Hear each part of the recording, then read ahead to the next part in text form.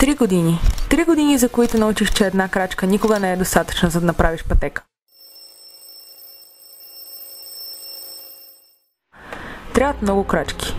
Трябва постоянство, мотивация и истинска страст да продължаваш напред, въпреки знаците стоп, които можеш да срещнеш по пътя си. Понякога трябва ти много кафета за всички безсънни нощи. Но когато наистина обичаш нещо, без значение какво, трябва да си готов да дадеш всичко за него. Аз като един фотограф давам всичко за снимките. Заради тях скитам и се прибирам късно. Заради тях пътувам и се озовавам на чудновати места.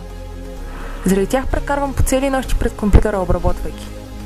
Но най-важното, заради тях се мотивирам да се уча и да ставам все по-добра и по-добра. Искам да се занимавам с това, което обичам. Искам да творя. Искам да пренасям мислите, идеите и емоциите си върху кадрите ми и да ги показвам на света. Не искам да снимам нови неща. Искам да снимам нещата по нов начин. Камерата ми е част от мен. Тя е продължение на окото ми. Тя е продължение на ръката и съзнанието ми. С нея манипулирам светлината, спирам времето като с магическа пръчка, разказвам истории и те пренасям в собствения ми свят. Аз съм момичето с фотоапарата и никой не може да ме научи да бъда друга. Аз избрах моята посока и смело я следвам. А ти?